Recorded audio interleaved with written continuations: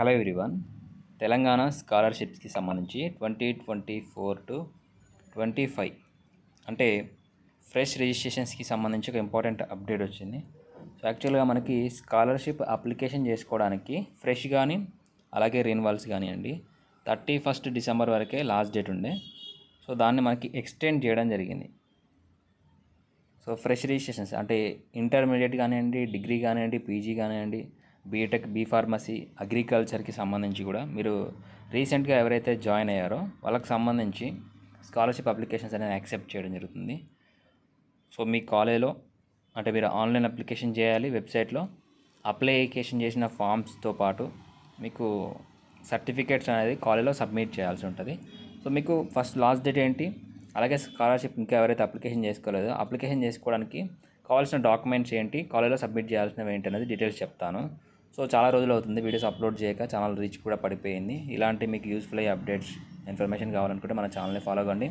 ఎంసెట్ 2025 గురించి ఎవరైతే ప్రిపేర్ అవుతున్నారో వాళ్ళకి మన ఛానల్ని సజెస్ట్ చేయండి. రెగ్యులర్గా ఎంసెట్ 2025కి సంబంధించి వీడియోస్ కూడా రావడం జరుగుతుంది. ప్రాక్టికల్స్కి సంబంధించి కానీ ఇంటర్మీడియట్కి సంబంధించి కూడా ఇన్ఫర్మేషన్ ఇవ్వడం జరుగుతుంది.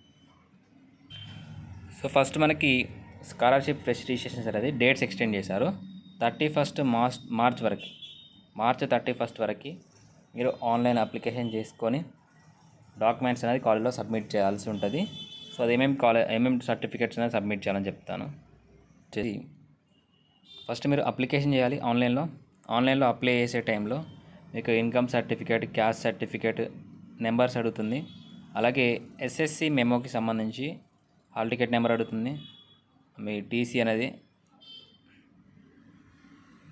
ఇవన్నీ కాలేజీలో ఇచ్చే డాక్యుమెంట్స్.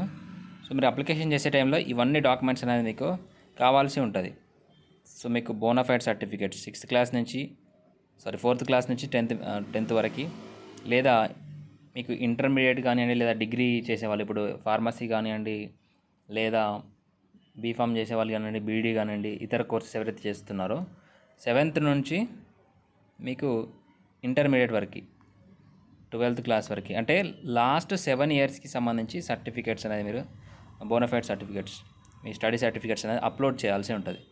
సో కాలేజ్ బోనాఫైడ్ అంటే మీరు ఇప్పుడు ఏ కాలేజ్లో జాయిన్ అయ్యారో, సపోజ్ బీటెక్ అయితే బీటెక్ ఏ కాలేజ్ జాయిన్ అయ్యారు, లేదా బీ ఫార్మసీ అయితే బీ ఫార్మసీ ఏ కాలేజ్లో జాయిన్ అయ్యారు, లేదా బీఈడీ అయితే బీఈడీ ఏ కాలేజ్లో జాయిన్ అయ్యారు, ఆ కాలేజ్కి సంబంధించి బోనాఫైడ్ సర్టిఫికేట్స్ ఒరిజినల్, అలాగే ఆధార్ కార్డు, నెక్స్ట్ బ్యాంక్కి సంబంధించి బ్యాంక్ పాస్బుక్.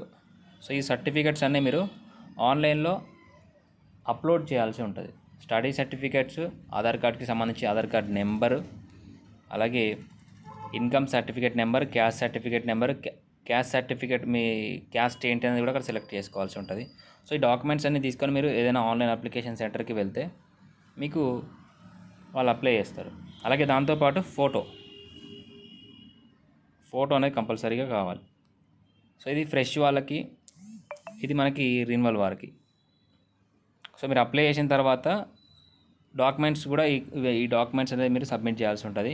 సో మీ కాలేజ్ వాళ్ళు కూడా మీకు నోటీస్ బోర్డులో ఏమేమి డాక్యుమెంట్స్ తీసుకొని రావాలనేది కూడా మెన్షన్ చేస్తారు. సో మీ కాలేజ్ నోటీస్ బోర్డు కూడా చెక్ చేయండి, ఓకేనా. సో అప్లికేషన్ ఫాము అంటే మీరు అప్లై చేసిన ఫామ్కి సంబంధించి ప్రింట్ అనేది తీసుకొని వెళ్ళాల్సి ఉంటుంది. సో వాటితో పాటు ఈ జిరాక్స్ కాపీస్, ఏమి జిరాక్స్ అడిగారో, ఏమేమి ఒరిజినల్ అయ్యారో ఆ ఒరిజినల్స్ అనేది తీసుకొని వెళ్ళాల్సి ఉంటుంది. ఇన్కమ్ మాత్రం మనకి 1 ఏప్రిల్ 2024 తర్వాత తీసిన ఇన్కమ్ సర్టిఫికేటే వ్యాలిడ్ అవుతుంది. సో కాబట్టి చెక్ చేసుకోండి. ఏమైనా డౌట్స్ ఉంటే కామెంట్ చేయండి, నేను దానికి సంబంధించి ఇన్ఫర్మేషన్ మీకు అప్డేట్ ఇస్తాను. Thank you.